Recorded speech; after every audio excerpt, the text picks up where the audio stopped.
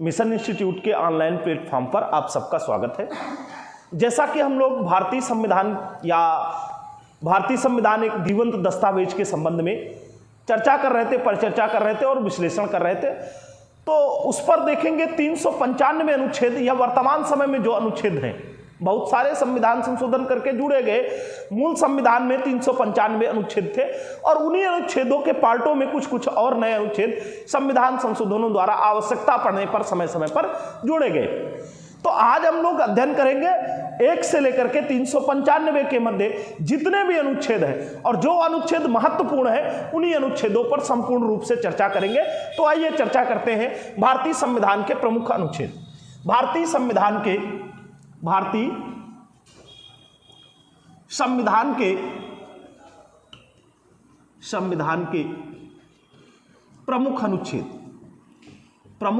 अनुच्छेद।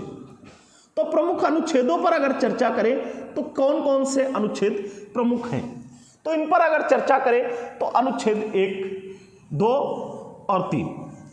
इन पर अगर बात करें तो अनुच्छेद 1 कहता है भारत अर्थात इंडिया राज्यों का संघ होगा। भारत अर्थात इंडिया राज्यों का संघ होगा। क्या कहता है? भारत अर्थात इंडिया राज्यों का संघ होगा। ये विभिन्न प्रतियोगी परीक्षाओं में इंडिया राज्यों का संघ होगा। तो आपसे पूछा जाता है भारत क्या है, तो आपको बताना है। प्रश्न आपका उत्तर ये होता है, प्रश्न ये होता है कि भारत क्या है, तो आपको बताना है राज्यों का संघ है। यहां पर संघ शब्द पर और क्वेश्चन आए हुए हैं। संघ शब्द पर क्या क्वेश्चन आए हुए हैं? संघ शब्द पर क्वेश्चन आए हुए हैं कि संघ के लिए किस शब्द का प्रयोग किया जाता है, तो यूनियन शब्द का प्रयोग किया गया है। और इस यूनियन शब्द के डिबेट पर डॉक्टर भीमराव अंबेडकर ने समझाया था, क्योंकि पहले भारत में ऐसे शब्दों के लिए एक शब्द यूज होता था संघी, और उस संघी का तात्पर्य क्या है? उस संघी शब्द को अंग्रेजी में फेडरल लिखा जाता है। जबकि आप अगर देखेंगे तो फेडरल शब्द के संबंध में आज भी अमेरिकी संविधान में फेडरल शब्द का प्रयोग किया गया है। फेडरल का तात्पर्य और यूनियन का तात्पर्य डिफरेंस है। डॉक्टर भीमराव अंबेडकर ने संविधान सभा में इन दोनों शब्दों को डिफाइन करते हुए कहा था कि हमने भारतीय संविधान के तहत राज्यों के मध्य कोई समझौता नहीं है, जैसा कि अमेरिका में समझौता है, राज्यों के मध्य समझौता है, वहां के राज्यों और संघ के मध्य एक समझौता है, और उस समझौते के कारण ही वहां के राज्य इस तरीके से आजाद हैं कि वो चाहे तो अपने आप को भारतीय संघ से अलग या विलग कर सकते।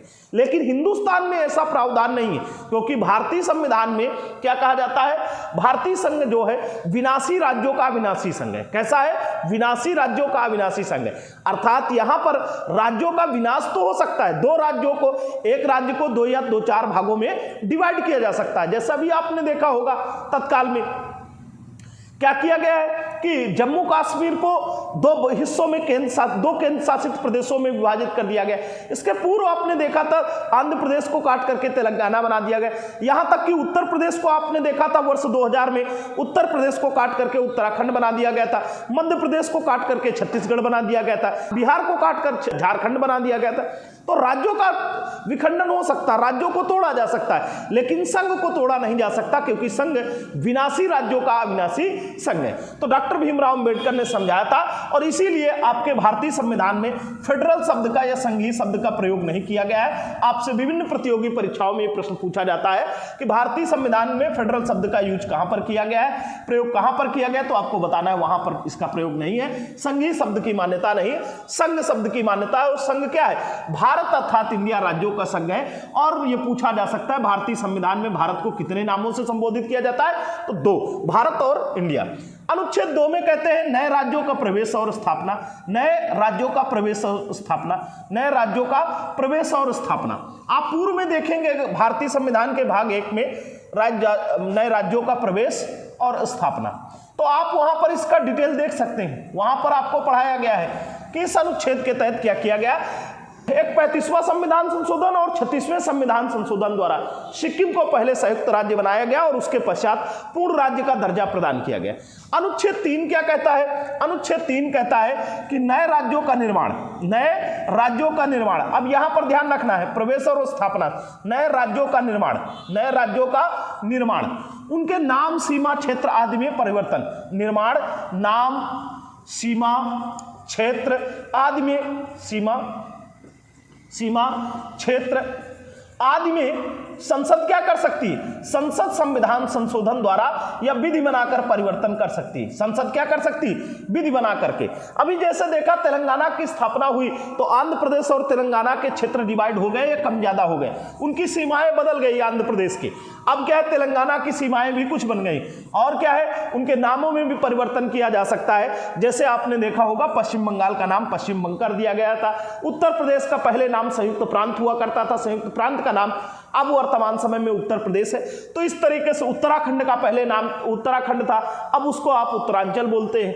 तो इस तरीके से नए राज्यों का निर्माण और उनके नाम, सीमा क्षेत्र आदि में परिवर्तन संसद विधि बना करके कर सकती है। लेकिन इनके संबंध में बनाई गई विधि, अनुच्छेद 4 कहता है कि इनके संबंध में बनाई गई विधि के लिए साधारण बहुमत की जरूरत होती और साधारण बहुमत से बनाए गए, साधारण बहुमत से परिवर्तित किए गए मामले अनुच्छेद 368 के तहत संविधान संशोधन नहीं माने जाते। ये अनुच्छेद 4 में प्रावधानित किया गया। तो अनुच्छेद 1, 2, 3 और 4। उसके बाद आप देखते हैं ये भारतीय संविधान का भाग 1 अनुच्छेद 1 से 4 तक प्रावधानित है। उसके बाद अगर देखेंगे तो भारतीय संविधान का भाग 2 में देखेंगे तो नागरिकता है अनुच्छेद 5 से 11 तक। तो 5 से 11 तक में जो आपके महत्वपूर्ण अनुच्छेद बनते हैं, उन महत्वपूर्ण अनुच्छेदों पर अगर बात करें तो 2 ही महत्वपूर्ण अनुच्छेद आपको ध्यान रखने हैं। एक अनुच्छेद है अनुच्छेद 9। अनुच्छेद 9 में क्या कहा गया है?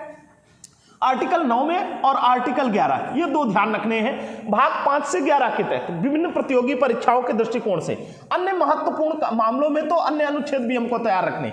अनुच्छेद 9 कहता है कि जब कोई भारत का नागरिक किसी दूसरे देश की नागरिकता ग्रहण कर लेता है तो उसकी भारतीय नागरिकता स्वतः समाप्त हो जाएगी।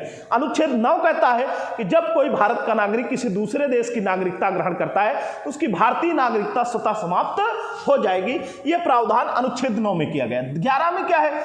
नागरिकता संबंधी विधि बनाने का अधिकार। नागरिकता संबंधी विधि बनाने का अधिकार, संबंधी विधि बनाने का अधिकार, संबंधी विधि बनाने का अधिकार संसद को, विधि बनाने का अधिकार सिर्फ और सिर्फ संसद को। किसका?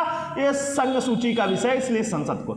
और संसद ने अपने इसी अधिकार का प्रयोग करते हुए 1955 में भारतीय नागरिकता अधिनियम बनाया था। भारतीय नागरिकता अधिनियम बनाया था। भारतीय नागरिकता अधिनियम 1955 बनाया था। और भारतीय नागरिकता अधिनियम में क्या किया गया? लगातार कई बार संशोधन किया गया। अभी 2019 में आपने देखा था, 2019 में इसमें नया अमेंडमेंट किया था। तो 2 बातें, एक CAB और एक CAA, ये 2 शब्द चर्चा में बहुत ज्यादा रहे हैं 2019 के आसपास। तो इसको कहते हैं citizenship amendment bill, citizenship amendment bill, नागरिकता संशोधन बिल। और ये फिर नागरिकता संशोधन बिल किसमें परिवर्तित हो गया? जब ये अधिनियम बन गया तो क्या बन गया कि नागरिकता संशोधन अधिनियम, नागरिकता सिटीजनशिप अमेंडमेंट एक्ट। और जब अमेंडमेंट एक्ट आया तो इसके तहत इस 2019 वाले से प्रावधान किया गया कि जो भी लोग इस्लाम धर्म को छोड़ करके, मुसलमान हैं, उन्हें छोड़ करके अफगानिस्तान, पाकिस्तान और बांग्लादेश से जो भी लोग इस धर्म के अलावा, इस्लाम के अलावा अन्य धर्मों के भारत में आते हैं तो भारत में आने पर उन्हें भारत की नागरिकता प्रदान की जाएगी। क्योंकि बहुत सारे लोगों का मानना है कि क्या है कि इस्लाम धर्म के लोग किसी अन्य धर्म के नाम पर क्या करते, दूसरे व्यक्तियों को प्रताड़ित करते हैं, इस वजह से वहां पर उनको घर बार छोड़ करके आना पड़ता है। तो अगर ऐसे लोग हिंदुस्तान में आते हैं तो उन्हें बहुत आसानी से, आसान तरीके से भारत सरकार नागरिकता प्रदान करेगी। इसलिए CAA का प्रावधान 2019 में किया गया। उसके बाद अगर देखें तो हम लोग एक तीसरा भाग शुरू होता है भारतीय संविधान का, मौलिक अधिकारों का भाग। भाग 3 मौलिक अधिकार, अनुच्छेद 12 से 35 तक। यहां पर आपको ध्यान रखना है 12 से 35 तक लगभग सारे अनुच्छेदों को आपको तैयार करने की जरूरत है। यहां पर अगर हम लोग बात करें अनुच्छेद 12 में क्या प्रावधान किया गया, तो 12 में राज्य की परिभाषा की गई।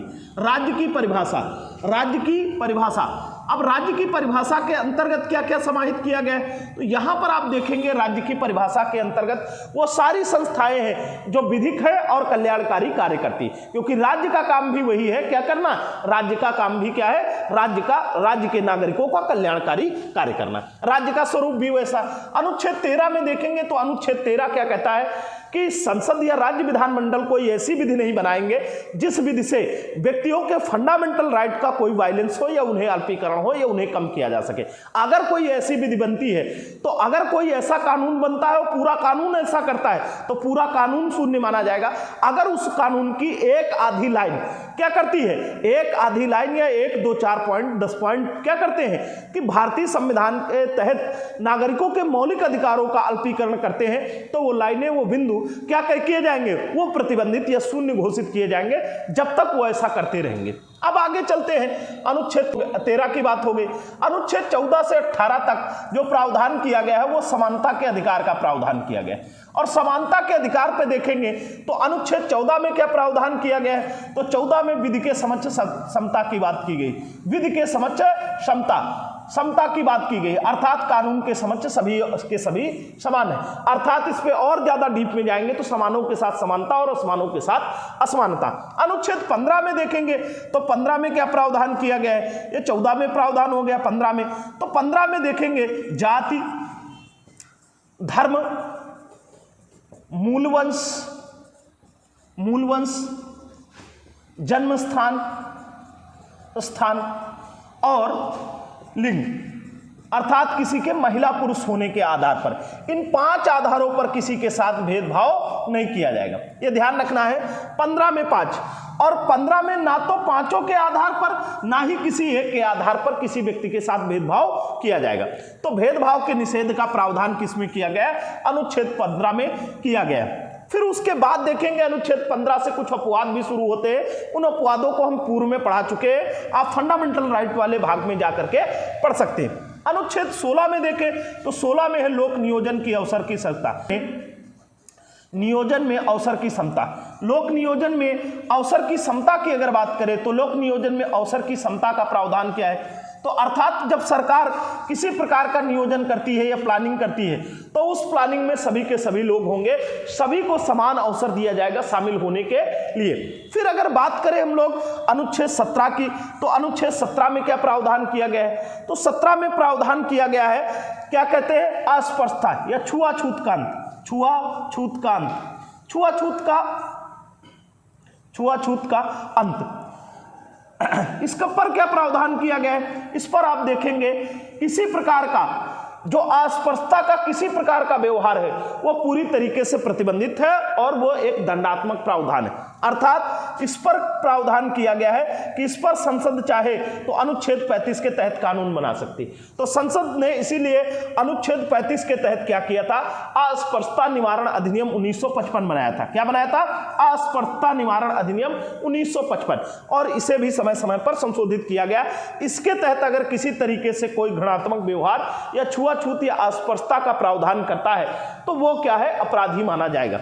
फिर उसके बाद अगर देखें बात अनुच्छेद 18 में, हाँ आप इस पर कह सकते हैं, कमेंट करेंगे, हो सकता है कि बहुत सारी जगह अभी भी होता रहता है, लेकिन देखिएगा संविधान क्या कर सकता है, संविधान लोगों की मानसिकता नहीं बदल सकता। संविधान ये प्रावधान करता है बेहतरी के, लेकिन बेहतरी आसानी तरीके से समझ में आ जाए या हिंदुस्तान में समानता या सभी भारत माता की संतानें, ये बात लोगों को समझ में आ जाए। ये बात राष्ट्रभक्तों को तो समझ में आ सकती, लेकिन अंधभक्तों को बहुत आसानी से नहीं समझ में आ जाएगी, क्योंकि वो पढ़ते लिखते तो है नहीं।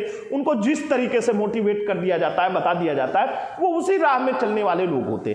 तो बहुत सारे लोग ऐसा कर भी सकते हैं, उसके लिए भी। अनुच्छेद 18 की बात करें तो 18 में उपाधियों का अंत, इन उपाधियों के अंत की बात करें तो ये क्या समस्या है, ये भी एक समस्या थी कि पहले लोग क्या करते थे, राजाधिराज, महाराजा राज, युवराज, बहुत प्रकार, विभिन्न प्रकार की नवाब, सर, विभिन्न प्रकार की उपाधियां धारण करते थे, और उन उपाधियों के धारण करने से समाज में असमानता व्याप्त होती थी। इसीलिए समानता का अधिकार जो दिया गया है, राइट टू इक्वलिटी 14 से 18, उसमें क्या किया गया, उपाधियों के अंत का प्रावधान भी अनुच्छेद 18 के तहत किया गया। आप देखेंगे भारत में एक डिबेट भी चला है भारत रत्न, पद्मश्री और पद्म पुरस्कारों पर। क्या किया गया, इन्हें माना गया था कि ये उपाधियां हैं, तो फिर क्या किया गया, कोर्ट ने बताया कि ये उपाधियां नहीं, एक तरीके से अवार्ड है। है ना। ये क्या कहते हैं, टाइटल नहीं है, अवार्ड है, अर्थात उपाधियां नहीं है, एक प्रकार के पुरस्कार है और पुरस्कारों से असमानता नहीं आती। तो अब आप क्या कर सकते हैं, बहुत सारे लोगों को देखा होगा, उनके नाम के समक्ष लिखा जाता है पद्मश्री, भारत रत्न पुरस्कार प्राप्त करता, इस तरीके के नाम भी आपको आते हुए दिखाई देंगे। यहां पर एक बात और ध्यान रखनी है कि शिक्षा और सेना संबंधी उपाधियां, शिक्षा और सेना संबंधी दो उपाधियां हैं, ध्यान रखना है, शिक्षा और सेना संबंधी उपाधियां, शिक्षा और सेना संबंधी उपाधियां ये ग्रहण की जा सकती है, लिखी पढ़ी जा सकती है। शिक्षा और सेना संबंधी उपाधियों के संबंध में प्रावधान छूट का करता है। फिर अगर इसके बाद हम लोग बात करें कि अनुच्छेद 18, अनुच्छेद 19 से 22 के संबंध में दूसरे मौलिक अधिकार की बात की गई है। दूसरा मौलिक अधिकार क्या कहता है, अनुच्छेद 20, 21, 22 और 22 तक में स्वतंत्रता के अधिकार का प्रावधान किया गया है, राइट टू फ्रीडम की बात की गई, अर्थात स्वतंत्रता का अधिकार। दूसरा अधिकार कैसा है, स्वतंत्रता का अधिकार। इस स्वतंत्रता के अधिकार पर देखेंगे, स्वतंत्रता का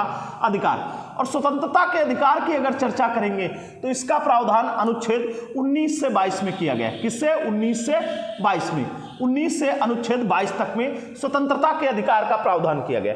अनुच्छेद 19 के तहत भारतीय नागरिकों को, किसको, केवल और केवल भारतीय नागरिकों को क्या किया गया है, भारतीय नागरिकों को 6 प्रकार की स्वतंत्रताएं प्रदान की गई। पहले 7 प्रकार की स्वतंत्रताएं थी, अब 6 प्रकार की स्वतंत्रताएं की गई। अनुच्छेद 20 में देखेंगे तो अपराधों के लिए दोष सिद्ध के संबंध में संरक्षण। अनुच्छेद अगर 20 की बात करें तो अपराधों के लिए दोष सिद्ध के संबंध में संरक्षण, अपराधों के लिए दोष सिद्ध के संबंध में संरक्षण, दोष सिद्ध के संबंध में संरक्षण, दोष सिद्ध के संबंध में संरक्षण। अब क्या है, अगर पता लगा संबंध में संरक्षण तो क्या किया जाता है, अगर किसी व्यक्ति को क्या किया गया है, किसी व्यक्ति को गिरफ्तार किया जाएगा तो उसे अपने अपराधों के संरक्षण में, दोष सिद्ध होने से संरक्षण में, इससे बचने के लिए प्रावधान किए गए कि वो अपने अपराध को, अपने को गैर अपराधी सिद्ध करने के लिए उसको भी संरक्षण प्रदान किया गया, स्वतंत्रताएं प्रदान। तो यहां पर देखेंगे अनुच्छेद 20(1), 20(2) और 20(3) में, तो यहां पर भी आप देखेंगे तो यहां पर क्या कहा गया है, एक पहली चीज ध्यान रखना है कि दोहरे दंड से संरक्षण। क्या किया गया है, दोहरे दंड से संरक्षण।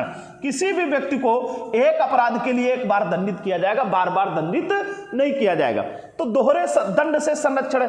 दूसरे संबंध में प्रावधान क्या किया गया है, एक प्रावधान और किया गया है, कार्योत्तर विधियों से संरक्षण। अर्थात अगर जो कार्य आप कर रहे हैं उस समय अपराध है तब तो अपराधी माना जाएगा। जैसे हम आपको ऑनलाइन पढ़ा रहे हैं निःशुल्क, और कल की डेट में ये कर दिया जाए कि निःशुल्क या ऑनलाइन प्लेटफॉर्म पर निःशुल्क रूप से कोई पढ़ाता है या इस तरीके की बात भारतीय संविधान के संबंध में पढ़ाना अपराध है, तब तो अपराध माना जाएगा। लेकिन कल के बाद जब हम ऐसा करेंगे, आज तक की डेट में अपराध नहीं माना जाएगा। तो कोई आप कार्य कर रहे हो, अगर उस समय वो विधि के अनुसार दंडात्मक नहीं है या अपराध की श्रेणी में नहीं है तो वो अपराध नहीं माना जाएगा। और तीसरा, आत्म अभिशंसन से संरक्षण, आत्म अभिशंसन से संरक्षण। अब ये आत्म अभिशंसन से संरक्षण का क्या प्रावधान है, तो आत्म अभिशंसन से संरक्षण के संबंध में जब देखेंगे तो किसी भी व्यक्ति को क्या किया जा सकता है, उसे अपने खिलाफ सबूत इकट्ठे करने के लिए बाध्य नहीं किया जाएगा, है ना। ये प्रावधान अनुच्छेद 20 में किए गए। अनुच्छेद अगर 21 की बात करें हम लोग तो इसे कहते हैं जीवन जीने का अधिकार। क्या कहते हैं, जीवन जीने का अधिकार। अब ध्यान रखेंगे, जीवन जीने का अधिकार, जीने का अधिकार। अब ये जीवन जीने का अधिकार का क्या तात्पर्य है, तो यहां पर आपको ध्यान रखना है, इस पे जो भाषा लिखी है संविधान में वो मिलेगी प्राण एवं दैहिक स्वतंत्रता का अधिकार। क्या मिलेगा, प्राण एवं दैहिक स्वतंत्रता का अधिकार। आपको बिना विधि के, अर्थात क्या कहते हैं, कानूनी रूप से तो आपको फांसी की सजा दी जा सकती है, लेकिन ऐसे आपको क्या किया जाएगा, ऐसे आपको अपने प्राणों और अपने शरीर की सुरक्षा, प्राण एवं दैहिक स्वतंत्रता का अधिकार, आपको अपने प्राणों और दैहिक अपने शरीर की सुरक्षा करने का अधिकार आप अपने पास रखते हैं। फिर अगर बात करें इस पे क्या है, अब प्राण और शरीर की सुरक्षा करने के लिए विभिन्न तरीके के राइट आ गए। इसका जब विश्लेषण किया गया तो इसका विस्तार इतना ज्यादा बड़ा हो गया कि इसे जीवन जीने का अधिकार कहते हैं। जैसे आपने देखा होगा, स्वच्छ जल की प्राप्ति, भोजन की प्राप्ति, आश्रय की प्राप्ति, right to food, right to education, उसके अलावा क्या है, राइट टू प्राइवेसी, जीवन का गरिमा में जीवन का अधिकार, जीवन के साथ मृत्यु का अधिकार, अपने मनपसंद वर्ग चुनने का अधिकार, विभिन्न प्रकार के जो अधिकार हैं वो अनुच्छेद 21 के तहत समाहित हैं। इसलिए होलसोल रूप में, संपूर्ण रूप में भारतीय संविधान के अनुच्छेद 21 को जीवन जीने का अधिकार कहते हैं। अब उसके बाद अगर बात करें अनुच्छेद 22 में क्या प्रावधान किया गया है, तो अनुच्छेद 22 क्या कहता है, अनुच्छेद 22 कहता है कि 22 कहता है कुछ दशाओं में गिरफ्तारी के विरोध में संरक्षण, कुछ दशाओं में गिरफ्तारी के विरोध में संरक्षण। अब क्या है, देखेंगे यहां पर अनुच्छेद 22 में एक बात महत्वपूर्ण आएगी कि एक तरीके से अपराध करने से पहले ही व्यक्ति को रोका जाना। एक तो सामान्यतः अगर आपको गिरफ्तार किया जाता है तो गिरफ्तारी का आपको कारण बताया जाएगा, सबसे पहली चीज है। दूसरी एक और छूट होती है कि आप अपने विधि संबंधी विधि व्यवसायी से परामर्श कर सकते हैं और 24 घंटे के अंदर आपको न्यायिक मजिस्ट्रेट के समक्ष पेश किया जाएगा। और इस पर आपको ध्यान रखना है कि जो न्यायिक मजिस्ट्रेट के समक्ष 24 घंटे के समक्ष पेश किए जाने का प्रावधान है उस पर आने जाने का समय इंक्लूड नहीं किया जाता, उसे छोड़ करके, तो यह ध्यान रखना है। लेकिन कुछ दशाओं में आपको क्या किया जा सकता है, अपराध करने से पहले ही रोक लिया जाए, उसको कहते हैं निवारक निरोध। तो निवारक निरोध समवर्ती सूची का विषय है और इस समवर्ती सूची के विषय पर कानून बनाने का अधिकार केंद्र सरकार और राज्य सरकार दोनों को है। तो समवर्ती सूची के तहत निवारक निरोध का प्रावधान अनुच्छेद 22 के तहत किया गया है और यह एक समवर्ती सूची का विषय है। और इसी के तहत आप बहुत एक कानून सुन रहे होंगे, इस समय खूब चर्चा में रहता है, चौराहे के चाणक्यों द्वारा इसको अक्सर सुनते रहते होंगे, रासुका, और बहुत सारे लोगों पर लगा भी होता है। कभी कभी क्या है, गलत नीतियों के कारण भी इसको लगा दिया जाता है। रासुका का मतलब राष्ट्रीय सुरक्षा कानून। अब राष्ट्रीय सुरक्षा कानून के तहत देखा होगा व्यक्ति अपराध भी नहीं करता और उसको उठा लिया जाता है और यह बताया जाता है कि अपराध करने वाला है। तो इसका मतलब क्या है कि वो तो गलत इंप्लीमेंटेशन कर दिया जाए वो अलग बात है, लेकिन ये प्रावधान रखा गया कि किसी को अपराध करने से पहले ही रोक लिया जाए। तो आपने देखा होगा रासुका, पोटा, टाडा, मीसा, जो अब कानून कई सारे खत्म हो चुके हैं, यूपी को का, माको का, गुजको का, ये जो बनाए गए कानून हैं ये क्या कहते हैं कि अनुच्छेद 22 के तहत निवारक निरोध अधिनियम के तहत प्रावधानित किए गए। तो ये आपका हो गया स्वतंत्रता का अधिकार अनुच्छेद 19, 20, 21 और 22 के संबंध में। फिर अगर हम लोग बात करें अगले प्रावधान में तो अनुच्छेद 23 और 24 में क्या किया गया है, 23 और 24 में एक अधिकार भारतीय नागरिकों को प्रावधान किया गया है। क्या दिया गया है, अनुच्छेद 23 और 24 में शोषण के विरुद्ध अधिकार। कैसा अधिकार है, शोषण के विरुद्ध अधिकार। तीसरे अधिकार की अगर हम बात करें तो इस पे प्रावधानित किया गया है शोषण के विरुद्ध अधिकार, शोषण के विरुद्ध अधिकार। तो शोषण के विरुद्ध अधिकार का प्रावधान क्या है, शोषण के विरुद्ध अधिकार। अब इस शोषण के विरुद्ध अधिकार पर अगर चर्चा करें तो ये क्या प्रावधान, तो यहां पर अगर देखेंगे तो इसका प्रावधान अनुच्छेद 23 और 24 में किया गया है। तो 24 में और 23 में क्या किया जाता है, इसका आप शार्ट नेम ध्यान रखिएगा। इस पे बलात् श्रम का है प्रावधान, बलात् श्रम का निषेध, बलात् श्रम का निषेध, और इस पे बाल श्रम का निषेध, बाल श्रम का निषेध, बाल श्रम निषेध। ये दो बातें प्रावधानित की गई हैं। इसको मोटे तौर पर हम आपको विश्लेषित करके बता देते। मानव दुर्व्यापार एवं बलात् श्रम के निषेध का प्रावधान अनुच्छेद 23 में किया गया है और अनुच्छेद 24 में अगर देखेंगे तो 14 वर्ष से कम आयु के, तो यहां पर कंफ्यूज मत होइएगा, यहां बलात् श्रम है, किसी से बलपूर्वक श्रम नहीं कराया जा सकता। एक पहले देखा होगा, सुना होगा, गांव में बेगार या विष्टि, या राजाओं के काल में बेगार या विष्टि का प्रावधान होता था। विष्टि का मतलब यह होता है कि ऐसा श्रम जिसके बदले में कोई भुगतान नहीं दिया जाएगा, तो बिना भुगतान किए कोई श्रम नहीं कराया जा सकता। अभी आप देखे होंगे कोर्ट में बहुत सारे लोग जाते, जेल में बहुत सारे लोग रहते, तो जेल में रहते हुए भी उनसे जो श्रम कराया जाता है उसको श्रम के बदले उनको वेतन देना पड़ता है, वो श्रम के बदले उनको पारिश्रमिक देना पड़ता है। अगर पारिश्रमिक नहीं दिया जाता तो सरकार के खिलाफ भी मुकदमा हो सकता है। तो बिना क्या कहते हैं, बिना श्रम के, बिना वेतन के कोई श्रम नहीं कराया जा सकता। तो ये ध्यान रखेंगे। मतलब जेलों के अंदर भी जो श्रम करते हैं वो लोग, उससे भी उनको पैसे प्राप्त होते हैं, बिना पैसे के, बिना मजदूरी के या बिना पारिश्रमिक के उनसे श्रम नहीं कराया जा सकता। तो मानव दुर्व्यापार एवं बलात् श्रम निषेध के लिए संसद ने 1976 में एक कानून बनाया था और ये 76 का कानून अनुच्छेद 35 के तहत संसद को बनाने का अधिकार प्रदान किया गया कि बलात् श्रम के निषेध में अगर कानून बनाना चाहे संसद, तो संसद क्या कर सकती है, अनुच्छेद 35 के तहत ऐसे कानूनों का निर्माण कर सकती है। यहां पर आते हैं बाल श्रम निषेध। बाल श्रम निषेध पर देखेंगे कि 14 वर्ष से कम आयु के बालकों को खानों, खदानों या खतरनाक कार्यों में नहीं लगाया जा सकता। इस संबंध में प्रावधान किया गया है अनुच्छेद 24 में। फिर अगर हम लोग आगे चल करके बात करें कि अगला अधिकार क्या है, तो अगले अनुच्छेदों पर देखेंगे तो फिर अगला है धार्मिक स्वतंत्रता का अधिकार। धार्मिक स्वतंत्रता के अधिकार पर बात करें तो वहां पर 4 अनुच्छेद हैं। धार्मिक स्वतंत्रता, और धार्मिक स्वतंत्रता के संबंध में बात करें कि धार्मिक स्वतंत्रता के संबंध में क्या प्रावधान किया गया है, तो धार्मिक स्वतंत्रता पर अगर बात करें तो अनुच्छेद 25 से धार्मिक स्वतंत्रता का अधिकार। तो धार्मिक स्वतंत्रता के अधिकार पर अगर चर्चा करें तो यहां पर आपको अनुच्छेद मिलेंगे 25, 26, 27 और 28। ये चारों के चारों अनुच्छेद इंपॉर्टेंट है, ये आपको ध्यान रखना है। इनको भी उसी तरीके से जैसे पूर्व के अनुच्छेद। 25 में क्या कहा गया है, किसी भी व्यक्ति को उसको आबाद रूप से अपने धर्म को मानने और प्रचार प्रसार करने की आजादी, अनुच्छेद 25 में। 26 में कहा गया धार्मिक कार्यों के प्रबंध के संबंध में स्वतंत्रता प्रदान की गई कि धार्मिक कार्यों का जो प्रबंध करेंगे वो व्यक्ति विशेष नहीं करते, व्यक्ति विशेष नहीं करते, वो कोई संप्रदाय या समुदाय द्वारा किया जाता है। अनुच्छेद 27 क्या कहता है, धार्मिक कर नहीं लिए जाएंगे। यहां पर ध्यान रखा, किसी प्रकार का धार्मिक टैक्स नहीं लिया जाएगा। पहले धार्मिक टैक्स लिए जाते थे, जजिया, जकात, खुम्स, खराज में देखा होगा, जो जजिया कर था वो एक प्रकार का धार्मिक कर था। तो क्या है कि गैर मुसलमानों से लिया जाता था, तो धार्मिक कर किसी तरीके से वसूला नहीं जाएगा, ये ध्यान रखेंगे। अनुच्छेद 28 की बात करें तो अनुच्छेद 28 में कहता है कि जो शिक्षण संस्थाएं हैं उनमें किसी प्रकार की धार्मिक शिक्षा नहीं दी जाएगी, और अगर कहीं पर कोई धार्मिक उपासना या कोई धार्मिक कार्यक्रम हो रहा है तो उसमें भी किसी व्यक्ति को उपस्थित होने ना होने के संबंध में स्वतंत्रता होगी। फिर इसके बाद अगर हम लोग बात करें तो अनुच्छेद 29-30 में प्रावधानित किया गया है, क्या दिया गया है, अनुच्छेद 29-30 के तहत दिया गया है अल्पसंख्यकों के संबंध में, अल्पसंख्यकों का संरक्षण और उनके अधिकारों के संबंध में अनुच्छेद 29 और 30 में प्रावधान किया गया। अनुच्छेद 29 में देखेंगे तो क्या प्रावधान किया गया है, अनुच्छेद 29 में अल्पसंख्यकों के संरक्षण के संबंध में प्रावधान किया गया है। अल्पसंख्यकों के संरक्षण के संबंध में देखें तो अल्पसंख्यकों को जो संरक्षण भाषा और लिपि के संबंध में दी गई।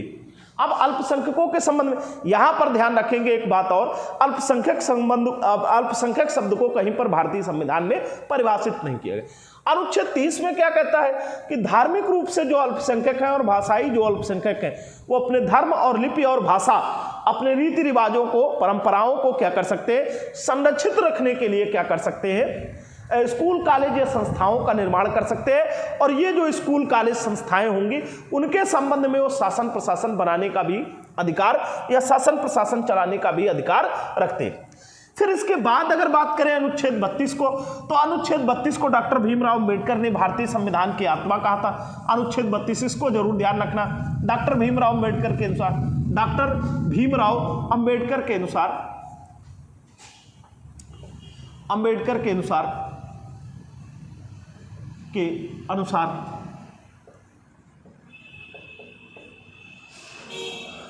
भारतीय संविधान की आत्मा, भारतीय संविधान की आत्मा। अब आपसे ये कोई कह सकता है कि भारतीय संविधान की आत्मा डॉक्टर भीमराव अंबेडकर ने अनुच्छेद 32 को क्यों कहा था, तो देखेंगे किसी के लिए भी हो, राजा और रंक दोनों के लिए है कि समस्या दोनों के साथ आती। तो राजा हो चाहे रंक, उसको जब मौलिक अधिकारों को लागू कराने की बात आती है तो मौलिक अधिकारों का इम्प्लीमेंटेशन जो होता है अनुच्छेद 32 के तहत सुप्रीम कोर्ट द्वारा कराया जाता है। जब किसी के मौलिक अधिकारों का उल्लंघन कोई व्यक्ति, संस्था, सरकार कोई कर रहा हो तो उस संबंध में क्या किया जाता है, मौलिक अधिकारों को लागू कराने का प्रावधान अनुच्छेद 32 के तहत सुप्रीम कोर्ट को प्राप्त है और इसीलिए सुप्रीम कोर्ट को मौलिक अधिकारों का रक्षक कहा जाता है। अब क्या है, जब सुप्रीम कोर्ट मौलिक अधिकारों का लागू कराता है तो 5 प्रकार की रिटें जारी कर सकता है, जिसमें से आप पूर्व से पढ़ सकते हैं। मौलिक अधिकारों के भाग में जाकर के इसी चैनल पर जाकर के पूर्व में पढ़ सकते हैं, वहां पर 5 प्रकार की रिटों के संबंध में प्रावधान किया गया है। अब आगे चले बात करें, हाँ, अगर ये मौलिक अधिकार लागू न कराए जाते तो फिर इनके संबंध में कोई मतलब नहीं था। इस वजह से डॉक्टर भीमराव अंबेडकर ने भारतीय संविधान की आत्मा, हृदय या दिल कुंजी कहा है किसे, अनुच्छेद 32 को। फिर अब बात करें हम लोग अनुच्छेद 33, 34 और 35 में क्या प्रावधान है। 33, 34 और 35 में क्या प्रावधान किया गया।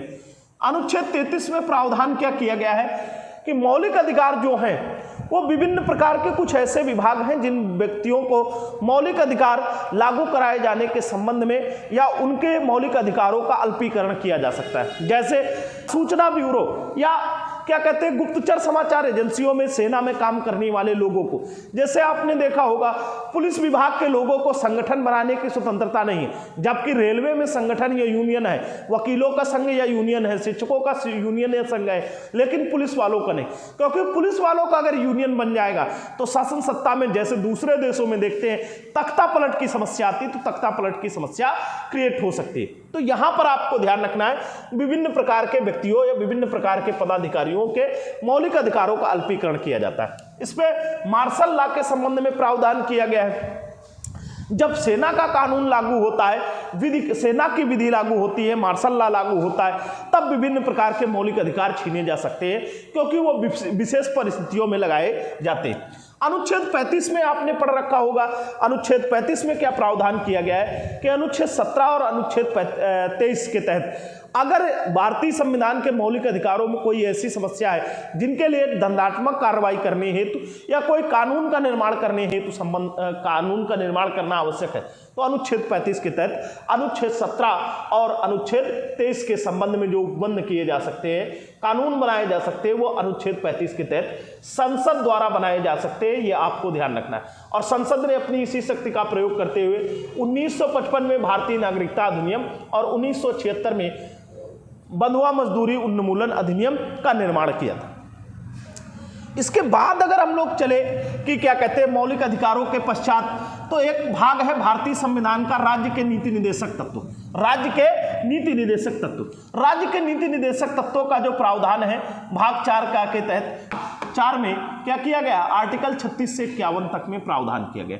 यहां पर आप ध्यान रखेंगे अनुच्छेद कौन कौन से महत्वपूर्ण है, तो यहां पर ध्यान रखेंगे अनुच्छेद 39 घ या डी कह सकते हैं, उसके बाद अनुच्छेद 40 का, 41 का, 42 का, 43 का, उसके बाद 44 के बाद अनुच्छेद 45, 46, 47, 48, 49, 50 और 51। यहां पर ध्यान रखना है क्या पूछा गया है, अनुच्छेद 39 के तहत कहा गया है कि समान कार्य के लिए समान वेतन। क्या प्रावधान किया गया है, समान कार्य के लिए समान वेतन, समान कार्य के लिए समान वेतन, समान कार्य के लिए समान वेतन का प्रावधान किया गया, समान कार्य के लिए समान वेतन का प्रावधान किया गया, समान वेतन का प्रावधान किया गया। फिर अगर चर्चा करें अनुच्छेद 40 में क्या किया गया है, ग्राम पंचायतों का संगठन, पंचायतों के संगठन के संबंध में प्रावधान अनुच्छेद 40 में किया गया। 41 में कहा गया है कि मानवोचित दशाओं में काम करने के लिए काम एवं लोक सहायता के संबंध में प्रावधान अनुच्छेद 41 में किया गया। 42 में कहा गया है प्रसूति सहायता के संबंध में प्रावधान है। प्रसूति सहायता का मतलब प्रसव काल के समय महिलाओं को छुट्टी आदि देने के संबंध में उपबंध किया गया है। इसके अलावा ऐसी दशाएं राज्य द्वारा क्रिएट किए जाए कि लोग वहां पर कार्य करने के अनुकूल फील कर सके। अनुच्छेद 43 में क्या है, कर्मकारों के लिए निर्वाह मजदूरी आदि, कर्मकारों के लिए निर्वाह मजदूरी आदि। यहां पर देखेंगे कर्मकारों के लिए निर्वाह मजदूरी आदि में अगर देखेंगे तो एक मनरेगा का प्रावधान किया गया है। तो राज्य सरकार ने अब 100 दिन की कार्य की गारंटी दे रखी, किसके तहत, मनरेगा के तहत। लेकिन इससे अधिक प्रयास करेगी कि राज्य प्रयास करे उत्तरोत्तर कि क्या करे कि उसके नागरिक जो है रोजगार प्राप्त करें, वरना रोजगार प्राप्त नहीं करेंगे तो उनकी मांग कम हो जाएगी, मांग कम हो जाएगी तो उत्पादन हतोत्साहित होगा, और जब किसी देश का उत्पादन होता है तो जीडीपी क्राइसिस की समस्या आती है। अनुच्छेद 43 में देखें क्या है, तो उद्योगों में कर्मकारों की भागीदारी, उद्योगों में क्या हो, कर्मकारों की भागीदारी हो। अगर कर्मकारों की भागीदारी नहीं होगी तो वो कार्यों में अरुचि दिखाएंगे। अनुच्छेद 43 में क्या कहा गया है, अनुच्छेद 43 में प्रावधान किया गया है सहकारी समितियों के संबंध में प्रावधान, सहकारी समितियों के संबंध में प्रावधान किया गया है। सहकारी समितियों के संबंध में प्रावधान, सहकारी जो समितियां बनाई जाएंगी उनके संबंध में क्या प्रावधान किया गया है, सहकारी समितियों के गठन का प्रावधान अनुच्छेद 43 में किया गया है। 44 आपसे अधिकांशता पूछा जाता है, इसमें क्या कहा जाता है, सिविल संहिता, नागरिकों के लिए एक समान सिविल संहिता, नागरिकों के लिए एक समान सिविल संहिता। अब देखा होगा के लिए समान सिविल संहिता, अब देखा होगा समान सिविल संहिता। अब यहां पर देखा होगा जब बात होती है किसकी, महिलाओं की, तो जब महिलाओं की बात हो तो उस पर यह बात नहीं होनी चाहिए कि केवल हिंदू महिलाओं की बात हो, केवल मुस्लिम महिलाओं की बात हो। जब महिला सुधारों की बात हो तो हिंदू और मुसलमान दोनों की महिला सुधारों की बात बराबर इक्वल रूप से की जानी चाहिए। जैसे आपने देखा होगा धार्मिक आधार पर विभेद किया जाता है कि क्या हो सकता है, इस्लाम धर्म के अनुसार किसी एक पुरुष की 4 पत्नियां बनाई जा सकती, लेकिन हिंदू के अनुसार नहीं बनाई जा सकती। तो अगर हिंदू के अनुसार नहीं बनाई जा सकती तो महिलाओं का शोषण इस्लाम के आधार पर भी नहीं होना चाहिए। और क्या है, अगर क्या कहते हैं कि पुरुषों के लिए तलाक देना अनिवार्य है तो महिलाएं भी तलाक देने के लिए या विवाह विच्छेद के लिए प्रावधान कर सकती हूं। जैसा कि आपने कौटिल्य के अर्थशास्त्र में देखा होगा, तलाक या विवाह विच्छेद के संबंध में पुरुषों के समान महिलाओं को भी अधिकार प्राप्त था। अगर महिला राजनीति पुरुष राजनीति कर सकता है तो महिलाएं भी राजनीति में आगे आए। तो महिला, अगर किसी की बात हो, किसी के जेंडर के आधार पर न हो, नागरिकों के लिए एक समान सिविल संहिता, वो हिंदू हो, मुसलमान हो, सिख हो, जैन हो, बौद्ध हो, पारसी हो, सबके लिए एक इक्वल प्रावधान होना चाहिए। ऐसा अनुच्छेद 44 कहता है कि राज्य प्रयास करे उत्तरोत्तर कि ऐसा प्रावधान करे। अनुच्छेद 45 में देखेंगे तो शिशुओं के स्वास्थ्य के संबंध में प्रावधान किया गया है कि जच्चा और बच्चा के संबंध में प्रावधान, अर्थात शिशुओं के स्वास्थ्य संबंधी। तीसरी चीज यहां पर शिशुओं से मतलब है 6 वर्ष से कम आयु के, 6 वर्ष से कम आयु के बच्चों के लिए क्या करें, एक शिक्षा और दूसरा स्वास्थ्य संबंधी प्रावधान। किसका प्रावधान है, यह सरकार का कर्तव्य है, राज्यों का कर्तव्य है, शिक्षा और स्वास्थ्य संबंधी प्रावधान का उपबंध करें। तो देखा होगा 6 वर्ष से कम आयु के बालकों के शिक्षा और स्वास्थ्य संबंधी प्रावधान अनुच्छेद 45 के तहत राज्य सरकारें करती। 46 पे देखेंगे तो अनुच्छेद 46 क्या कहता है कि SC ST और अन्य दुर्बल वर्ग, जो भी दुर्बल वर्ग है, अन्य दुर्बल वर्गों के उत्थान के संबंध में विशेष उपबंध कौन करेगा, यह राज्य सरकार का काम है, राज्य सरकारें करें। अनुच्छेद 47 के तहत मद्य निषेध के संबंध में प्रावधान किया गया।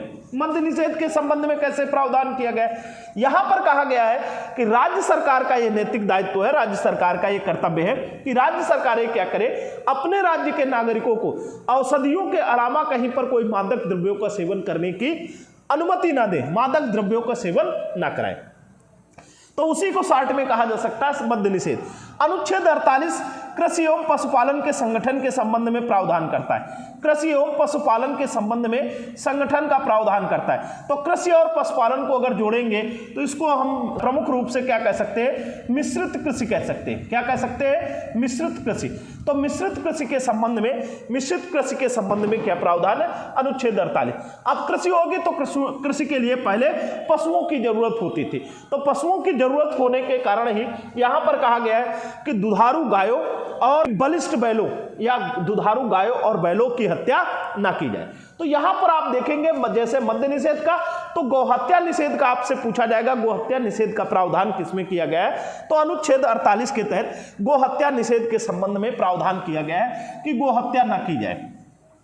फिर अगर आप लोग देखें अनुच्छेद 50 में क्या प्रावधान किया गया है, तो अनुच्छेद 50 की अगर बात करें तो अनुच्छेद 49 में क्या किया गया है, तो राज्य सरकार का कर्तव्य है कि राष्ट्रीय स्मारकों, क्या किया है, राष्ट्रीय स्मारकों या अन्य महत्वपूर्ण स्थानों की संरक्षण का काम कौन करेगा, यह राज्य सरकार का नैतिक। अनुच्छेद 50 में अगर बात करें तो अनुच्छेद 50 में क्या प्रावधान किया गया है, तो कार्यपालिका का न्यायपालिका से पृथक्करण। अनुच्छेद 50 के तहत कार्यपालिका कार्यपालिका का न्यायपालिका से पृथककरण के संबंध में प्रावधान किया गया। अनुच्छेद 51 कहता है अंतरराष्ट्रीय शांति एवं सुरक्षा में अभिवृद्धि, राज्य का प्रयास होना चाहिए कि वो अंतरराष्ट्रीय शांति और सुरक्षा में योगदान करे। यह अनुच्छेद 50 के तहत प्रावधान किया गया। तो ये आर्टिकल हो गए आपके अनुच्छेद 36 से 51 तक में। ये महत्वपूर्ण अनुच्छेद है जो आपसे पूछे जा सकते हैं। फिर अगर हम लोग चर्चा करें, बात करें तो कहां पर आ जाएंगे?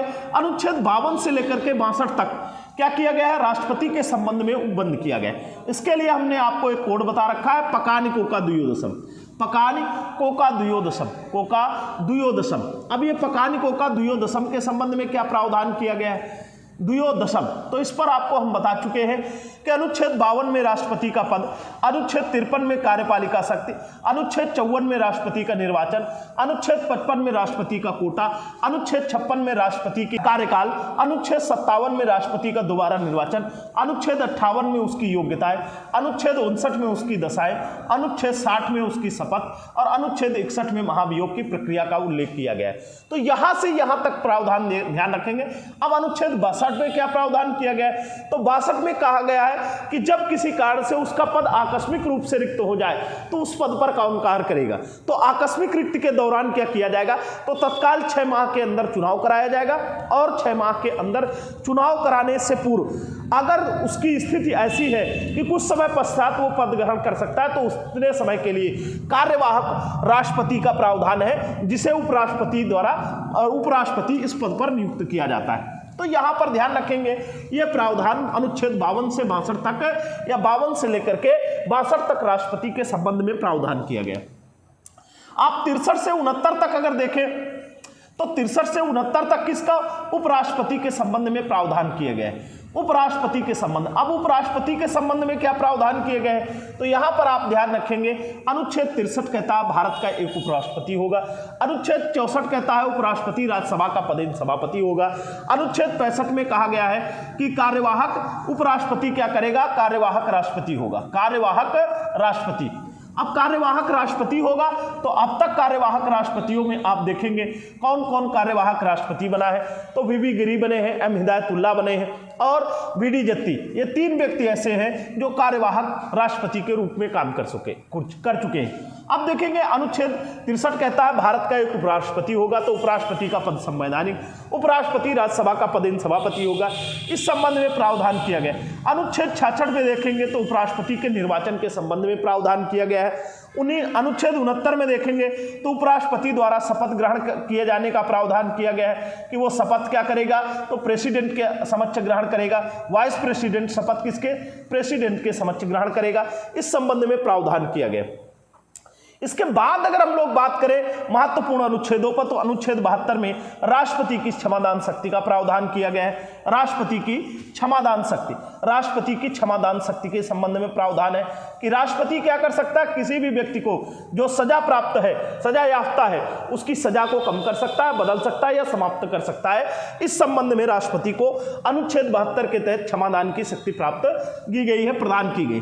अब हम लोग अगर बात करें 73 में क्या प्रावधान किया गया, तो 73 में संघ की कार्यपालिका के संबंध में, संघ की कार्यपालिका शक्ति का विस्तार, संघ की कार्यपालिका शक्ति के विस्तार के संबंध में अनुच्छेद 73 में बात की गई है। फिर बात करें केंद्रीय मंत्रिपरिषद की, केंद्रीय मंत्रिपरिषद की, तो केंद्रीय मंत्रिपरिषद का जो प्रावधान है, केंद्रीय मंत्रिपरिषद, इसका प्रावधान अनुच्छेद 74 और अनुच्छेद 75 में किया गया है। अनुच्छेद 74 में कहा जाता है कि राष्ट्रपति को सहायता और सलाह देने के लिए एक मंत्रिपरिषद होगी जिसका प्रधानमंत्री होगा। अनुच्छेद 75 में कहा गया है राष्ट्रपति लोकसभा के बहुमत दल के नेता को पीएम नियुक्त करेगा। यह आपको अनुच्छेद 75 और 76 ध्यान रखना। अनुच्छेद 74 और 75, 76 में महान्यायवादी के संबंध में प्रावधान किया गया, महान्यायवादी के संबंध में प्रावधान किया गया। इसके संबंध में आप पूर्व में देखेंगे तो भारत का एक महान्यायवादी का पद संवैधानिक पद है और इसकी नियुक्ति राष्ट्रपति द्वारा की जाती है केंद्र सरकार या राष्ट्रपति को विधि संबंधी सलाह देने के लिए। अनुच्छेद 78 की बात करें तो अनुच्छेद 78 में क्या प्रावधान किया गया है? अनुच्छेद 78 में देखेंगे तो प्रावधान किया गया है कि जो केंद्रीय मंत्रिमंडल है, केंद्रीय मंत्रिमंडल या केंद्रीय मंत्रिमंडल या केंद्रीय मंत्रिपरिषद द्वारा, केंद्रीय मंत्रिमंडल या केंद्रीय मंत्रिपरिषद द्वारा जो कार्य किया जाएगा इसकी सूचना पीएम द्वारा, इसकी सूचना पीएम द्वारा राष्ट्रपति को दी जाएगी, पीएम द्वारा राष्ट्रपति को दी जाएगी, यह प्रावधान है। या राष्ट्रपति पीएम से केंद्रीय मंत्रिपरिषद के द्वारा किए गए कार्यों की सूचना मांग सकता है, यह संबंध में प्रावधान अनुच्छेद 78 में किया गया। फिर अगर बात करें आगे चल करके तो 79 में क्या किया गया है, अनुच्छेद 79 में संसद के संबंध में उल्लेख किया गया। किसके? संसद के संबंध में उल्लेख किया गया। अनुच्छेद 80 की बात करें तो 80 में राज्यसभा का उल्लेख है कि क्या है, इसका एक सदन होगा जिसे राज्यसभा के नाम से जाना जाएगा। अनुच्छेद 81 की बात करें तो लोकसभा के संबंध में प्रावधान किया गया है कि एक लोकसभा होगी और लोकसभा के संबंध में उपबंध अनुच्छेद 81 में किया गया है। अनुच्छेद 85 की बात करें तो राष्ट्रपति क्या कर सकता है, संसद के सत्रों का आहूत करता है, बुलाता है, सत्रावसान करता है। राष्ट्रपति संसद के सत्र बुला सकता है, संसद के सत्रों का आयोजन करता है, सत्राहूत, सत्रावसान, इनके संबंध में प्रावधान कहां पर किया गया है, अनुच्छेद 85 में। फिर उसके बाद अगर हम लोग चले बात करें कि किन अनुच्छेदों पर क्या उपबंध किए गए, क्या अनुच्छेद पूछे जाते हैं, तो इसके बाद अगर बात करें तो अनुच्छेद 108 की चर्चा आती है। अनुच्छेद 108 में क्या किया गया है, अनुच्छेद 108 कहता है कि जब कभी लोकसभा और राज्यसभा में किसी विधेयक को लेकर के या किसी साधारण विधेयक को लेकर के मतभेद हो तो वहां पर क्या किया जा सकता, अनुच्छेद 108 के तहत संयुक्त बैठक का प्रावधान। किसका? संयुक्त बैठक के संबंध में उपबंध किया गया। अब यह संयुक्त बैठक कब होती है, तो लोकसभा और राज्यसभा के द्वारा किसी साधारण विधेयक के मामले में अगर गतिरोध है, मतभेद है, तो संयुक्त बैठक का प्रावधान किया जाता है। अब तक भारत में 3 बार संयुक्त बैठक का प्रावधान किया गया है, संयुक्त बैठक के संबंध में प्रावधान किया गया। अनुच्छेद 109 में देखेंगे तो क्या है, धन विधेयक की प्रक्रिया है। किसकी? धन विधेयक की प्रक्रिया के संबंध में प्रावधान किया गया। धन विधेयक की प्रक्रिया के संबंध में उल्लेख किया गया है कि धन विधेयक के संबंध में विशेष प्रक्रिया क्या होगी, इस पे 109 पे। 110 पर अगर बात करें तो 110 में धन विधेयक की परिभाषा है, धन विधेयक की परिभाषा के संबंध में प्रावधान किया गया, धन विधेयक की परिभाषा दी गई। फिर इसके बाद अगर हम चर्चा करें, परिभाषा दी गई, फिर इसके बाद अगर चर्चा करें कि क्या प्रावधान किया गया है, तो 112 में बजट का प्रावधान किया गया है, जिसे वार्षिक वित्तीय विवरण के नाम से जाना जाता है, वार्षिक वित्तीय विवरण के नाम से जाना जाता है। वार्षिक वित्तीय विवरण की अगर चर्चा करें, विवरण की बात करें, तो भारतीय संविधान में अनुच्छेद 112 के तहत वार्षिक वित्तीय विवरण, या आप शॉर्ट में इसे क्या कह सकते हैं, बजट के नाम से संबोधित कर सकते हैं। क्या कहा जा सकता है? बजट। अनुच्छेद 114 में अगर बात करें, विनियोग विधेयक के संबंध में प्रावधान किया गया है। किसके? विनियोग विधेयक के संबंध में प्रावधान किसमें किया गया है? अनुच्छेद 114 में। अनुच्छेद 116 की अगर हम बात करें तो 116 में लेखानुदान का प्रावधान किया गया। किसका? लेखानुदान का प्रावधान किया गया। लेखानुदान का संबंध में प्रावधान या वोट ऑन अकाउंट के संबंध में प्रावधान अनुच्छेद 116 में किया गया। 118 में बात करें क्या प्रावधान है, तो 118(4) में प्रावधान किया गया है। 118(4) में प्रावधान किया गया है कि संयुक्त बैठक की अध्यक्षता कौन करेगा। संयुक्त बैठक की अध्यक्षता के संबंध में प्रावधान किया गया है। तो संयुक्त बैठक की अध्यक्षता लोकसभा अध्यक्ष द्वारा की जाती है। किसके द्वारा? लोकसभा अध्यक्ष द्वारा। 118(4) में की गई बात। अनुच्छेद 120 में बात करें तो क्या की गई बात? 120 में प्रावधान किया गया है कि संसद में प्रयुक्त की जाने वाली भाषा, संसद में प्रयोग की जाने वाली भाषा, संसद में प्रयुक्त भाषा के संबंध में प्रावधान किसमें किया गया है? तो संसद में प्रयुक्त की जाने वाली भाषा क्या होगी? इसके सारे कार्य हिंदी या अंग्रेजी में किए जाएंगे। किसमें किए जाएंगे? हिंदी या अंग्रेजी में किए जाएंगे। लेकिन अगर कोई सदस्य अपनी अभिव्यक्ति इन 2 भाषाओं में नहीं कर सकता तो मातृभाषा में उसे अपनी अभिव्यक्ति करने का अधिकार लोकसभा अध्यक्ष, राज्यसभा के सभापति द्वारा दिया जा सकता है। अब ये अनुच्छेद 20 तक बात हो गई। उसके बाद हम लोग बात करें क्या प्रावधान है, तो अनुच्छेद 124 से 147 के मध्य सुप्रीम कोर्ट के संबंध में उल्लेख किया गया है। 124 से लेकर के 147 के संबंध में सुप्रीम कोर्ट के संबंध में उपबंध किए गए। तो यहां पर आपको ध्यान रखना है, सुप्रीम कोर्ट के संबंध में प्रावधान क्या है, 124 से लेकर के 147 तक। अब इस पे कौन कौन से महत्वपूर्ण अनुच्छेद हैं, तो 124 पे देखेंगे सुप्रीम कोर्ट के गठन का प्रावधान किया गया। सुप्रीम कोर्ट के गठन के संबंध में प्रावधान किया गया अनुच्छेद 124 में। 125 में देखेंगे तो सुप्रीम कोर्ट के न्यायाधीशों के वेतन एवं भत्तों के संबंध में उपबंध किया गया है अनुच्छेद 125 में। 126 में अगर बात करें तो कार्यकारी न्यायाधीशों के संबंध में प्रावधान किया गया है। कार्यकारी मुख्य न्यायाधीश के संबंध में प्रावधान किसमें किया गया है? तो मुख्य न्यायाधीश के संबंध में प्रावधान 126 में किया गया है। 127 में क्या प्रावधान किया गया है? तो 127 में तदर्थ न्यायाधीशों के संबंध में प्रावधान किया गया है। ये आपको ध्यान रखना है। एडहॉक पर कुछ न्यायाधीश अगर उसमें देखा जाता है कि सुप्रीम कोर्ट में न्यायाधीशों की संख्या युक्त नहीं है, समुचित नहीं है, तो वहां पर क्या किया जा सकता है, या कोरम या गणपूर्ति नहीं है, तो वहां पर तदर्थ न्यायाधीशों के संबंध में प्रावधान किया गया। अनुच्छेद 129 में बात करें तो अभिलेख न्यायालय के संबंध में प्रावधान किया गया। किसके? अभिलेख न्यायालय के संबंध में प्रावधान किया गया। अभिलेख न्यायालय क्या होता है? तो अभिलेख न्यायालय क्या है? इसका मतलब जो सुप्रीम कोर्ट के द्वारा निर्णय दिए जाएंगे उन्हें अभिलेख या साक्ष्य के रूप में या नजीर के रूप में लिपिबद्ध करके रखा जाएगा। ये प्रावधान इस पे किए गए। फिर अगर बात करें अनुच्छेद 30 में क्या किया गया है, तो सुप्रीम कोर्ट के स्थान के संबंध में प्रावधान किया गया है कि सुप्रीम कोर्ट का स्थान क्या होगा। तो सुप्रीम कोर्ट तो वैसे कहां पर स्थित है? दिल्ली में स्थित है। फिर भी क्या किया जा सकता है? इसकी बैठकें अन्य स्थानों पर आयोजित की जा सकती है अगर क्या है, न्याय चाहने वाले लोग वहां तक आने में सक्षम नहीं है। तो क्या करते हैं? तो एक बैठक जम्मू कश्मीर में और एक बैठक हैदराबाद में की जा चुकी है। फिर अगर इसके बाद बात करें तो अनुच्छेद 131 ध्यान रखना है, आरंभिक अधिकारता। सुप्रीम कोर्ट की आरंभिक अधिकारता के संबंध में प्रावधान किसमें किया गया है? आरंभिक अधिकारता के संबंध में प्रावधान किसमें किया गया है? तो अनुच्छेद 131 में किया गया। फिर अगर उसके बाद चर्चा करें कि क्या प्रावधान किया गया है, अनुच्छेद 137 इस पर न्यायिक पुनरावलोकन का संबंध में प्रावधान किया गया है। न्यायिक पुनरावलोकन के संबंध में प्रावधान किया गया है। ये न्यायिक पुनरावलोकन का प्रावधान कहां से किया गया है? तो न्यायिक पुनरावलोकन का प्रावधान अमेरिकी संविधान से ग्रहण किया गया है। अनुच्छेद 139 में देखेंगे तो क्या है, सुप्रीम कोर्ट द्वारा कुछ रिटें, सुप्रीम कोर्ट के द्वारा कुछ रिट निकालने का अधिकार, कुछ रिट निकालने का प्रावधान किया गया, कुछ रिटें निकालने का या जारी करने का प्रावधान किया गया।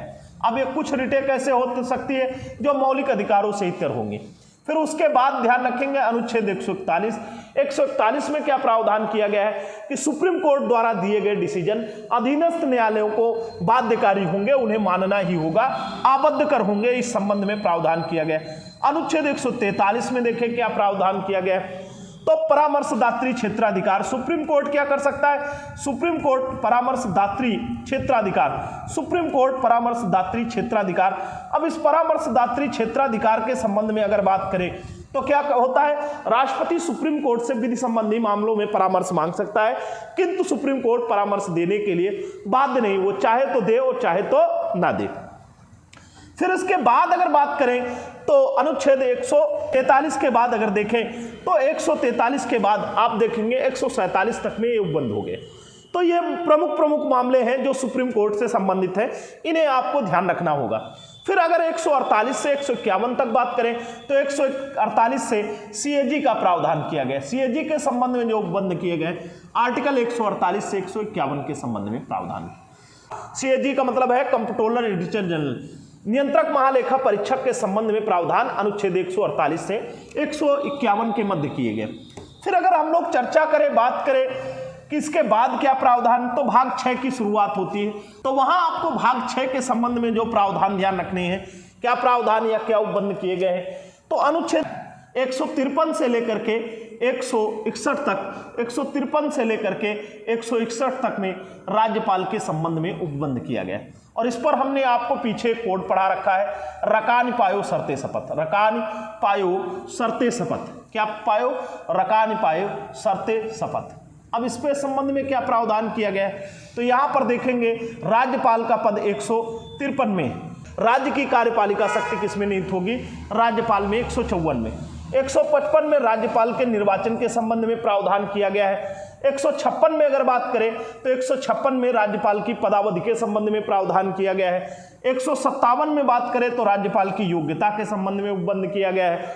158 में बात करें तो राज्यपाल की शर्तों के संबंध में उपबंध किया गया है। और आर्टिकल 159 में बात करें तो राज्यपाल के शपथ के संबंध में प्रावधान किया गया है। तो यह आर्टिकल 161 तक। अब 160 में अगर देखें कि 160 में क्या प्रावधान किया गया है, तो 160 में राज्यपाल का जब पद आकस्मिक रूप से रिक्त हो जाए, राज्यपाल के पद की रिक्त के संबंध में बात करें कि जब उसका पद रिक्त होगा तब क्या कंडीशन होगी, तो उस समय उसकी शक्ति राष्ट्रपति के हाथों में चली जाती। अनुच्छेद 161 में क्या प्रावधान किया गया है, राज्यपाल की क्षमादान शक्ति के संबंध में, राज्यपाल की क्षमादान शक्ति के संबंध में प्रावधान किया गया है। जिस तरीके से राष्ट्रपति को अनुच्छेद 72 के तहत क्षमादान की शक्ति प्राप्त है, उसी तरीके से राज्यपाल को अनुच्छेद 161 के तहत क्षमादान की शक्ति प्राप्त है। तो ये बात हो गई राज्यपाल के संबंध में कि राज्यपाल को अनुच्छेद 153 से 161 के संबंध में जो प्रावधान किए गए वो राज्यपाल के संबंध में किए गए। अब इसके बाद अगर हम लोग चर्चा करें और आगे बढ़ते हैं, तो और आगे राज्य की मंत्रिपरिषद के संबंध में प्रावधान किया गया है अनुच्छेद 163 और 64 में। 163 और 64 में राज्य मंत्रिपरिषद के संबंध में प्रावधान किया गया। क्या प्रावधान किया गया? राज्य मंत्रिपरिषद। तो राज्य मंत्रिपरिषद के संबंध में अगर देखेंगे, परिषद के संबंध में देखें, तो राज्य मंत्रिपरिषद के संबंध में अनुच्छेद 163 और अनुच्छेद 164 में उपबंध किया गया। 163 और 164 के संबंध में अगर देखें या चर्चा करें कि इसके संबंध में क्या प्रावधान है, तो अनुच्छेद 63 में कहा गया है कि राज्यपाल को सहायता और सलाह देने के लिए एक मंत्रिपरिषद होगी जिसका प्रधान मुख्यमंत्री होगा। और अनुच्छेद 164 में कहा गया है कि विधानसभा के बहुमत दल के नेता को राज्यपाल क्या करेगा, राज्यपाल मुख्यमंत्री के पद पर आसीन कराएगा।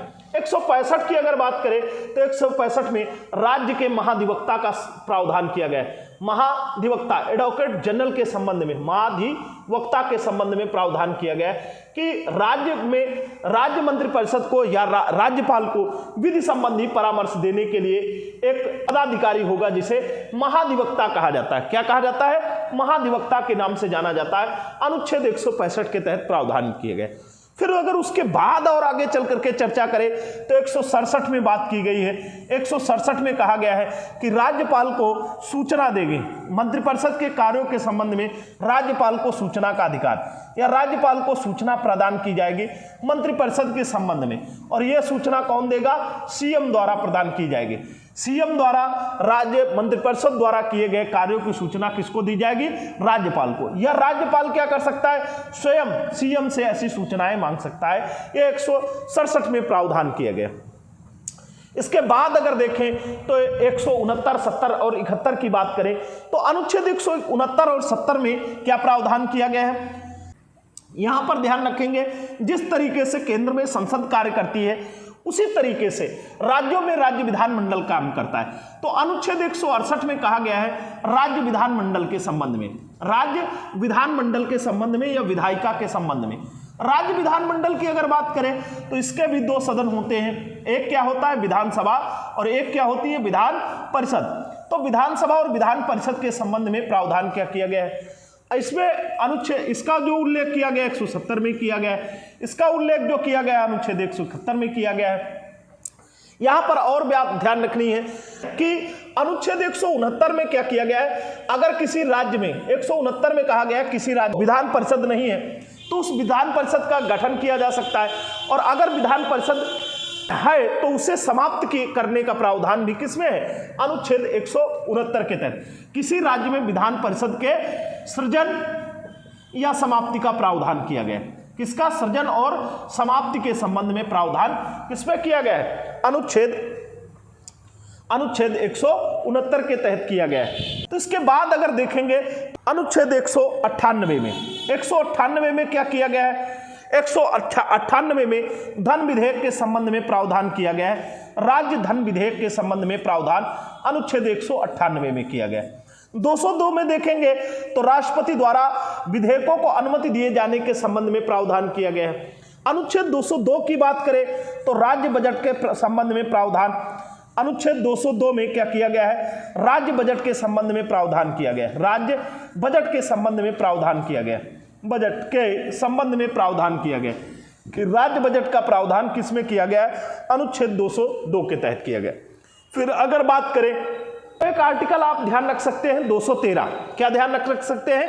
213। हाँ, 123 और 213 ये दो आर्टिकल ऐसे हैं जिनको ध्यान रख सकते हैं। 123 के तहत राष्ट्रपति के अध्यादेश जारी करने की शक्ति है, तो 213 के तहत राज्य विधानमंडल में राज्य सूची और समवर्ती सूची के विषयों पर राज्यपाल को अध्यादेश जारी करने के संबंध में प्रावधान किया गया है। राज्यपाल को अध्यादेश जारी करने के संबंध में प्रावधान किया गया है।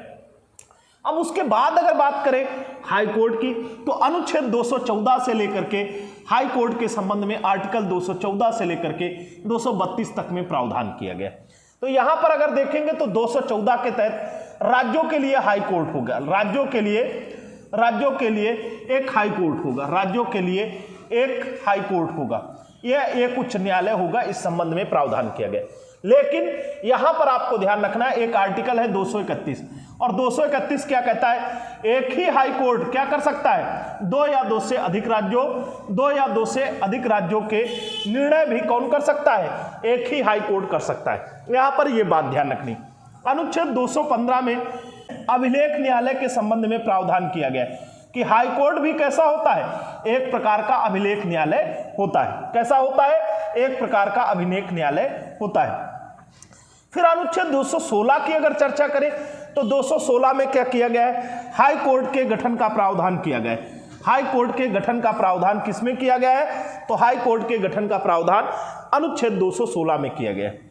इसके बाद अगर चर्चा करें तो एक आर्टिकल है 226 का, और 226 में क्या किया गया है, हाई कोर्ट द्वारा फंडामेंटल राइट के संबंध में, मौलिक अधिकारों के संबंध में 5 प्रकार की रिटें जारी करने के संबंध में उपबंध किया गया है कि सुप्रीम कोर्ट, हाई कोर्ट दोनों मौलिक अधिकारों को लागू कराने के संबंध में रिटें जारी कर सकते हैं।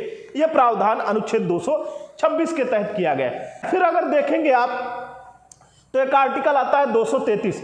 233 में क्या किया गया है, 233 में डिस्ट्रिक्ट कोर्ट के संबंध में प्रावधान किया गया है, अधीनस्थ न्यायालय के संबंध में प्रावधान किया गया है अनुच्छेद 233 में। तो यहां पर ध्यान रखेंगे न्यायिक व्यवस्था के मध्य या राज्यों में न्यायिक व्यवस्था के लिए क्या उपबंध किए गए, तो ये उपबंध किए गए। उसके बाद आप देखेंगे 233 के बाद 34, 35, 36, 37 में तो अधीनस्थ न्यायालयों के संबंध में उपबंध किए गए।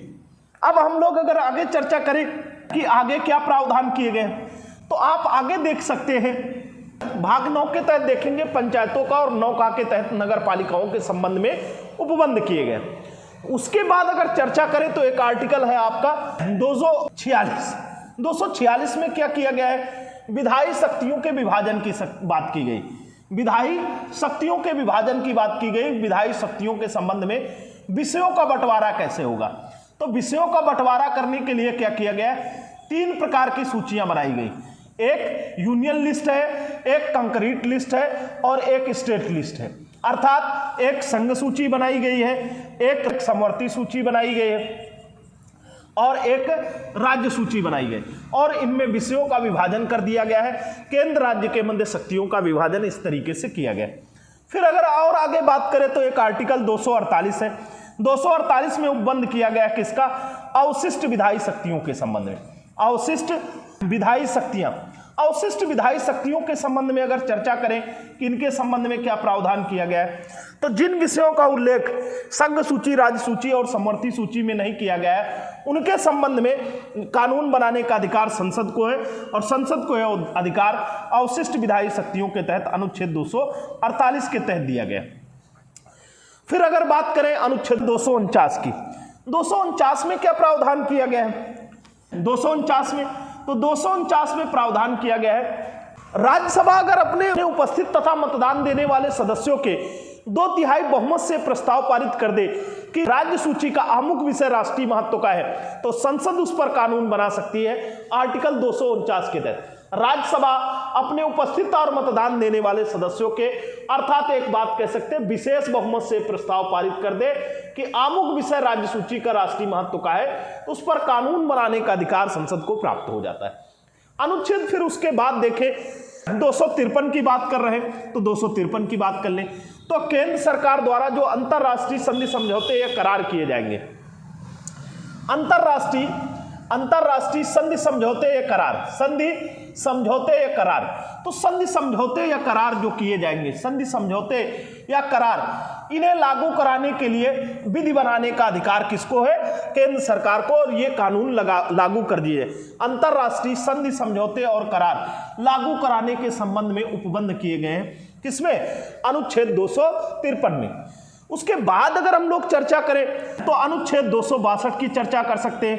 262 में क्या किया गया है? नदी दोनों या जल संबंधी विवादों का न्याय निर्णय, जल संबंधी विवादों का न्याय निर्णय। अगर किसी नदी के न्याय आदि के संबंध में प्रावधान, तो संसद ने क्या किया? 1956 में नदी बोर्ड अधिनियम बना दिया, और उसके तहत क्या किया जाता है? अगर 2 या 2 से अधिक राज्यों के मध्य जल विवाद या नदी घाटियों के क्षेत्र को लेकर के कोई विवाद है, तो उसका निपटारा जो किया जाता है अनुच्छेद 262 के तहत किया जाता है। अगर 263 में बात करें तो 263 के तहत अंतरराज्यीय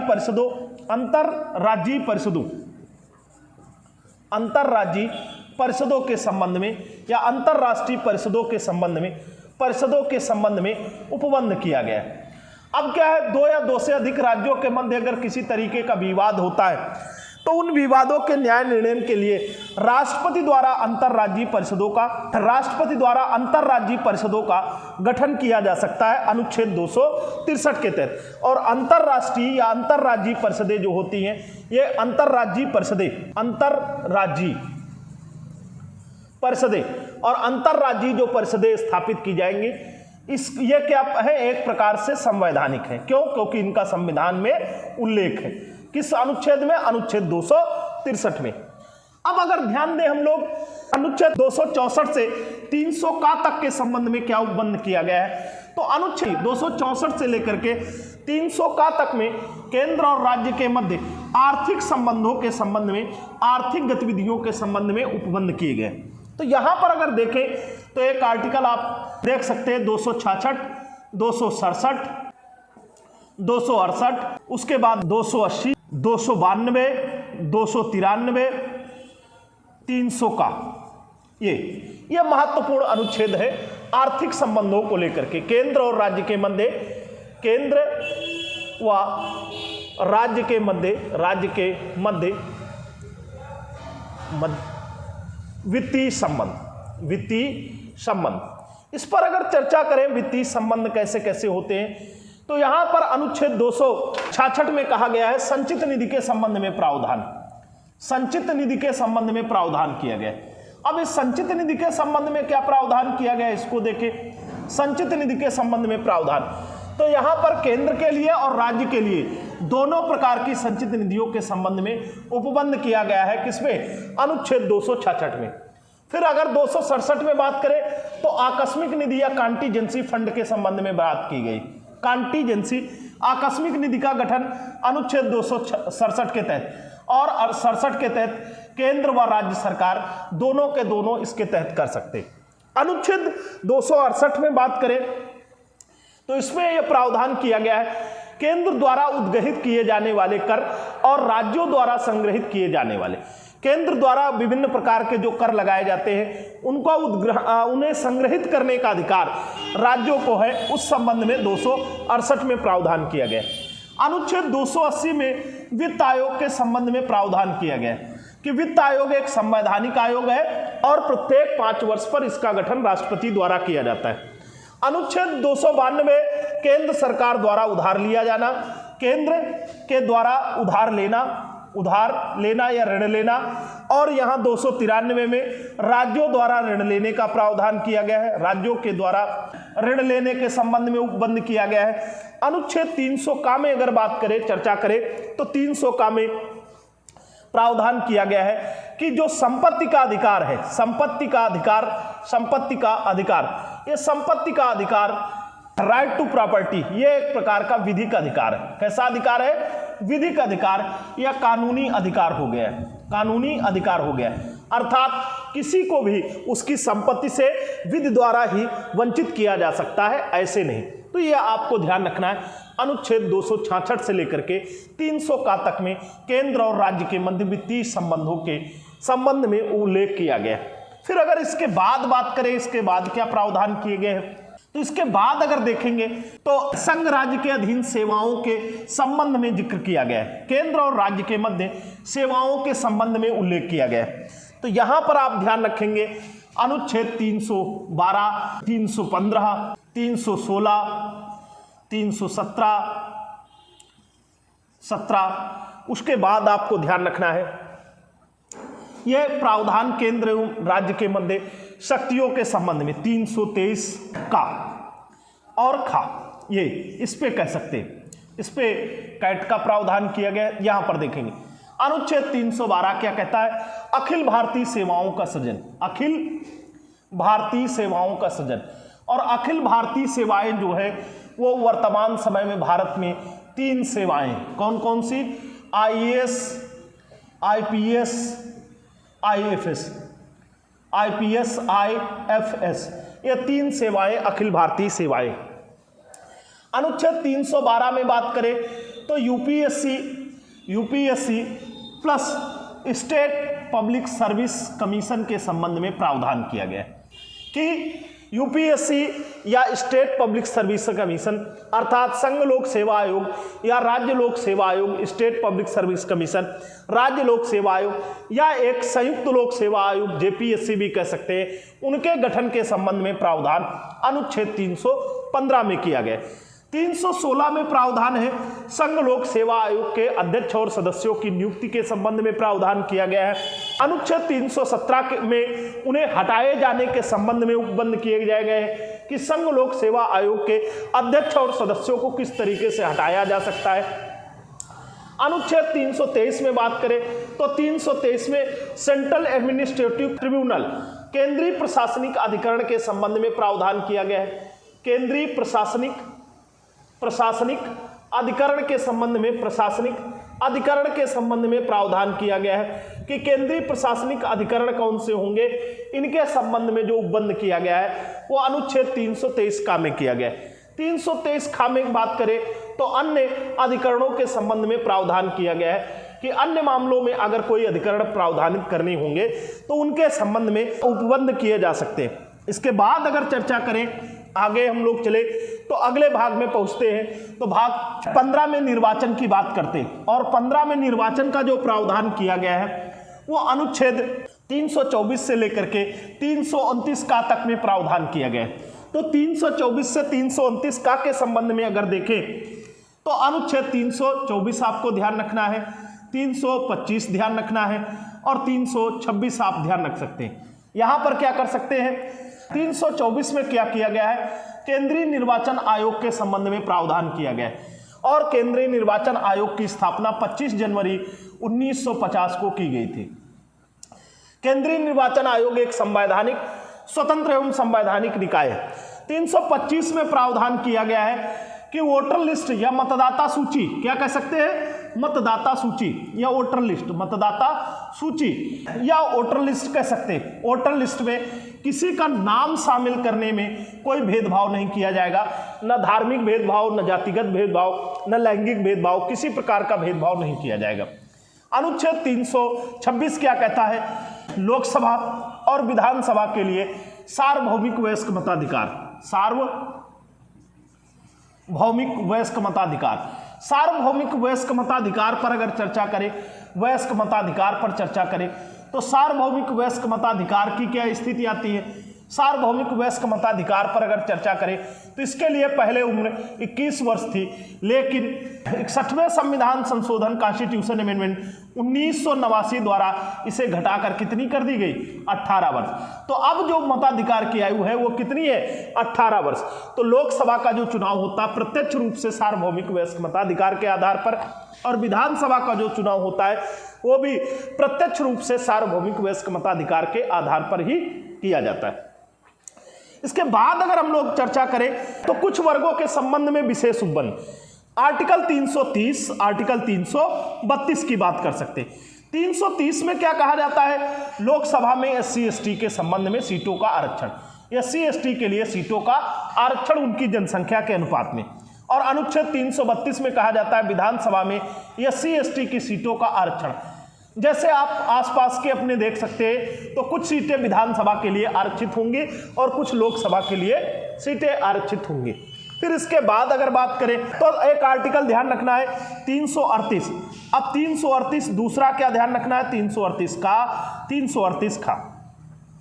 अब 338 का में खा में और इसमें क्या राष्ट्रीय अनुसूचित जाति आयोग SC/ST और OBC इन 3 आयोगों को संवैधानिक दर्जा जो प्रदान किया गया है वो इन आर्टिकल या इन अनुच्छेदों के तहत किया गया है। राष्ट्रीय अनुसूचित जाति आयोग 338, राष्ट्रीय अनुसूचित जनजाति आयोग 338 का, राष्ट्रीय OBC आयोग अन्य पिछड़ा वर्ग आयोग 338 खा में प्रावधान किया गया है।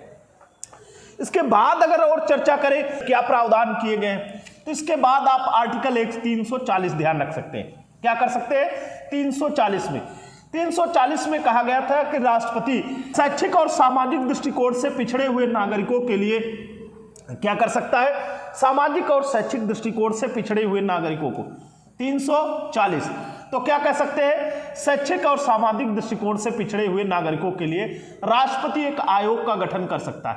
राष्ट्रपति ने अब तक 2 आयोग गठित किए थे, एक 1953 में काका कालेलकर आयोग, एक 1978 में VP मंडल आयोग जिसे मंडल आयोग कहते हैं। फिर उसके बाद अगर बात करें आर्टिकल 341 में अनुसूचित जातियां इनके संबंध में प्रावधान किया गया है।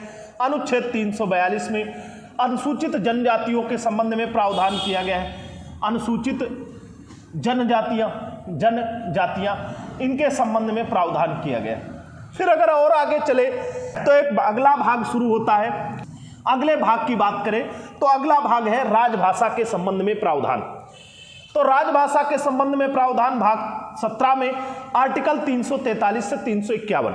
तो 343 में अगर बात करें तो कहा गया हिंदी भारत की राजभाषा होगी। क्या होगी, हिंदी भारत की राजभाषा होगी, ना कि राष्ट्रभाषा, राजभाषा होगी। ध्यान रखेंगे हिंदी क्या है, राजभाषा ना कि राष्ट्रभाषा। जिस प्रकार से भारत का कोई ना तो राष्ट्रीय धर्म है और ना ही कोई राष्ट्रीय भाषा है, इस संबंध में प्रावधान अनुच्छेद 343 में किया गया है। 344 की बात करें तो 344 में राजभाषा आयोग के संबंध में प्रावधान किया गया और पहला राजभाषा आयोग जो गठित किया गया था वो 1955 में BG खेर की अध्यक्षता में बाल गंगाधर खेर की अध्यक्षता में 1955 में गठित किया गया था। 345 की बात करें तो 345 में राज्यों की राजभाषाओं के संबंध में प्रावधान किया गया है कि राज्यों की राजभाषाएं क्या होंगी। इस संबंध में आर्टिकल 345 में प्रावधान किया गया है। आर्टिकल 345 में राज्यों की राजभाषाएं जैसे किसी एक राज्य की राजभाषा 1 या 2 या 2 से अधिक हो सकती है, या फिर हिंदी और अंग्रेजी के अलावा भी उनकी राजभाषाएं हो सकती। जैसे 3 राज्य पूर्वोत्तर के हैं, मिजोरम, नागालैंड और मेघालय, इनकी राजभाषाएं अंग्रेजी है। तो राज्यों की राजभाषाएं होती, उस संबंध में आर्टिकल 345 में प्रावधान किया गया। इसके बाद अगर देखें आप चर्चा करें तो आर्टिकल 350 का की बात कर सकते हैं। 350 का में कहा गया है कि प्राथमिक स्तर पर जो शिक्षा दी जाएगी, प्राथमिक स्तर पर शिक्षा किस तरीके से, मातृभाषा में दी जाएगी। कैसे, मातृभाषा में दी जाएगी शिक्षा। इस संबंध में प्रावधान किसमें किया गया है, आर्टिकल 350 का में। आर्टिकल 350 का में प्रावधान किया गया है, प्राथमिक स्तर पर शिक्षा मातृभाषा में दी जाएगी। फिर उसके बाद अगर बात करें, हम लोग चर्चा करें क्या प्रावधान किया गया। अनुच्छेद 351 में कहा गया है कि संघ सरकार का यह दायित्व है कि वो राजभाषा का प्रचार प्रसार या हिंदी का प्रचार प्रसार करे। अनुच्छेद क्या किया गया, अनुच्छेद 351 में क्या कहा गया है, संघ द्वारा हिंदी के प्रचार प्रसार के संबंध में प्रावधान किया गया कि संघ का दायित्व है कि वो हिंदी का प्रचार प्रसार करे। फिर उसके बाद अगर बात करें तो अनुच्छेद 352 से लेकर के 360 तक में उपबंध किया गया है, आपात उपबंध। तो 352 ध्यान रखना है, 355 ध्यान रखना है, 356 ध्यान रखना है, 358 ध्यान रखना है, 359 ध्यान रखना है और 360 ध्यान रखना है। यह आपात उपबंध के संबंध में भाग 18 में चर्चा की गई। आपात उपबंध के संबंध में अगर चर्चा करें तो यह चर्चा भाग 18 में की गई है और भाग 18 में अनुच्छेद 352 में राष्ट्रीय आपात के संबंध में उल्लेख किया गया है। राष्ट्रीय आपात की बात करेंगे तो राष्ट्रीय आपात 3 आधारों पर लगाया जा सकता है। 355 में कहा गया कि संघ सरकार का दायित्व है कि वो क्या करे कि बाह्य आक्रमण और युद्ध की स्थिति में युद्ध की स्थिति में राज्यों की रक्षा करे, राज्यों का संरक्षण करे। इस संबंध में प्रावधान किसमें किया गया है? अनुच्छेद 355 में किया गया है। 356 में राष्ट्रपति शासन के संबंध में उल्लेख किया गया है। राष्ट्रपति शासन का उल्लेख किसमें किया गया है? अनुच्छेद 356 में किया गया है। 358 की बात करें तो इस पे कहा गया है कि जब युद्ध और बाह्य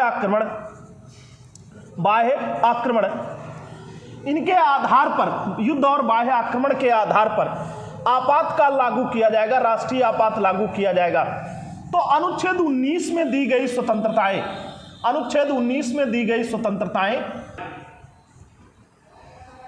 स्वतः निलंबित हो जाएंगी। क्या हो जाता है? स्वतः निलंबित हो जाती, स्वतः समाप्त हो जाती। यह प्रावधान किया गया है अनुच्छेद 358 में।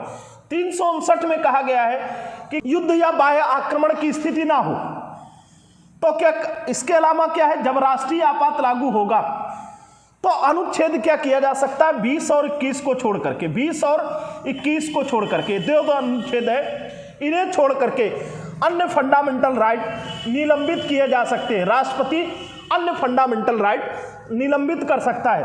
अनुच्छेद 60 में वित्तीय आपात के संबंध में प्रावधान किया गया है जो अभी तक कभी भी लगाया नहीं गया है। किसके संबंध में?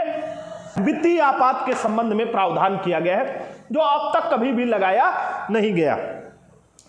अब इसके बाद अगर हम लोग और चर्चा करें क्या प्रावधान किया गया है, क्या उपबंध किया गया है, तो भाग अगर 20 में पहुंचे तो भाग 20 में क्या उपबंध किया गया है? एक अनुच्छेद 368 है, संविधान संशोधन के संबंध में प्रावधान किया गया है। तो संविधान संशोधन क्या है?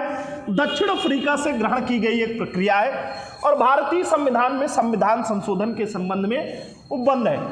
अनुच्छेद 368 1 और 2 के तहत संविधान संशोधन के संबंध में प्रावधान किया गया कि 2 प्रकार से संविधान संशोधन अनुच्छेद 368 के तहत किया जा सकता है।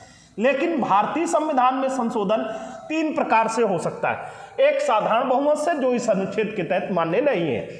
अनुच्छेद 370 देखते हैं जो खत्म हो चुका है। जम्मू कश्मीर को विशेष राज्य का दर्जा प्राप्त था। जम्मू कश्मीर को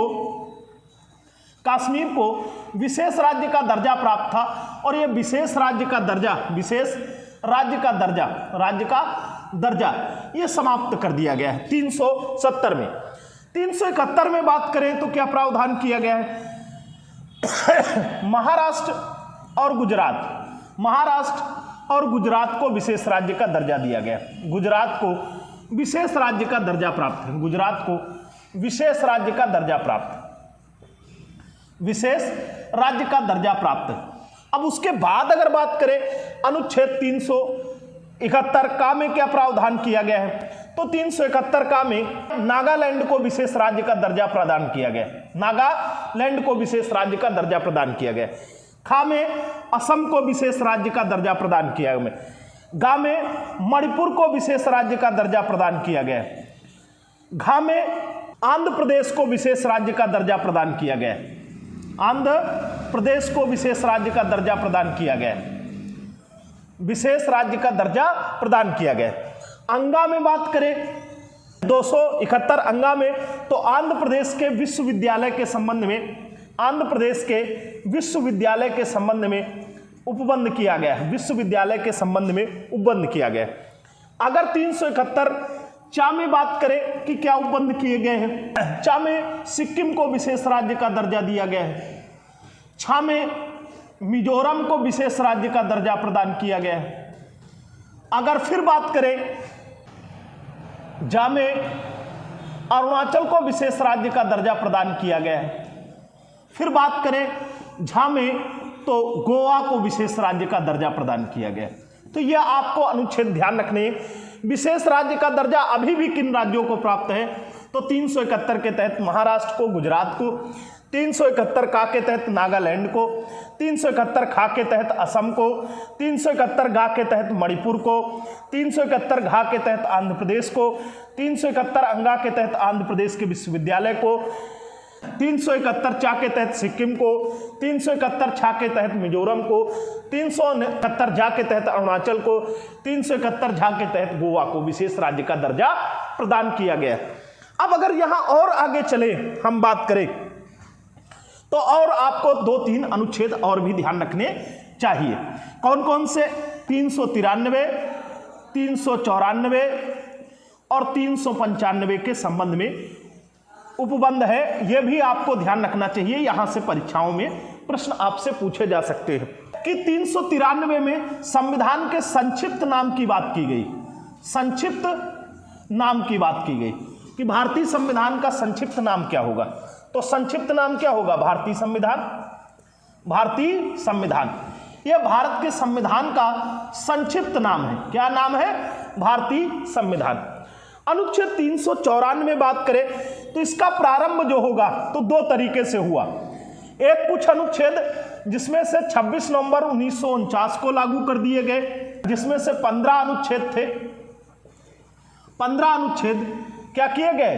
15 अनुच्छेद 26 नवंबर 1949 को लागू कर दिए गए और शेष अनुच्छेद जो थे वो 26 जनवरी 1950 से प्रारंभ किए गए। 26 जनवरी 1950 से भारतीय संविधान पूर्ण रूप से लागू हो गया या इंप्लीमेंट हो गया। इस संबंध में प्रावधान किया गया 394 में। 395 में बात करें, हिंदी भाषा में प्राधिकृत पाठ की बात की गई। हिंदी भाषा में प्राधिकृत पाठ की बात की गई। हिंदी भाषा में प्राधिकृत पाठ की बात की गई। प्राधिकृत पाठ की बात की गई, इसका तात्पर्य यह कहा जाता है कि 26 जनवरी 1950 से 26 जनवरी 1950 से जब यह संविधान लागू हो जाता है तो 1935 का भारत शासन अधिनियम, 1935 का भारत शासन अधिनियम, भारत शासन अधिनियम और 1947 का भारतीय स्वतंत्रता अधिनियम, 1947 का भारतीय स्वतंत्रता अधिनियम, स्वतंत्रता अधिनियम, अधिनियम क्या किए जाते हैं? समाप्त किए जाते हैं। यह प्रावधान किया गया कब? 26 जनवरी 1950। तो ये आपको ध्यान रखना है। ये भारतीय संविधान के कुल अनुच्छेद आपको हमने बता दिए। अगर कुछ और आपकी ज़रूरत लगती है, आपको लगता है कि कुछ और बताए जाने की आवश्यकता है, तो आप कमेंट करके बता सकते हैं, हम पुनः आपको बता सकते हैं। आज की क्लास के लिए धन्यवाद।